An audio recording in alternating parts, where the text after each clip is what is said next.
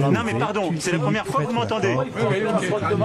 Mais mais c'est pas l'affrontement, vous êtes gonflés. Dès les premiers jours, non mais dès les premiers jours, vous avez eu des ministres sur le terrain. Vous avez un Premier ministre qui est sorti, qui a tout de suite, dès le vendredi, qui a été dire on arrête sur le GNR, qui a annoncé un plan en 62 mesures, qui a commencé à le mettre en œuvre. Bon, donc après c'est normal, on le fait par étapes. D'accord, mais rendez compte le mouvement Bon. en France pour en arriver là. Et je regarde les voisins. Chez qui en Europe vous avez un chef d'État ou de gouvernement qui a ce dialogue avec les paysans et qui prend des engagements comme ça?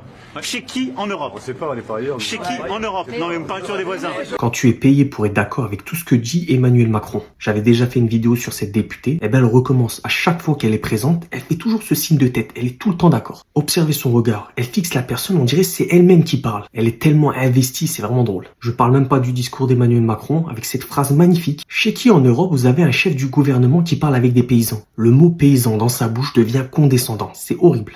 Je sais pas si vous le sentez, mais moi je sens de la méprise dans cette phrase. Un mot tout à fait innocent, mais dans ce contexte, il prête à une insulte. C'est dans un sens le roi et ses paysans. Je vous jure, on dirait que c'est une blague, mais on n'est pas dans un film, on n'est pas dans Les Visiteurs là. Bref, à mourir de rire, dites-moi en commentaire ce que vous en pensez, bien sûr toujours autant de respect, mais bon, c'est compliqué avec ces gens-là.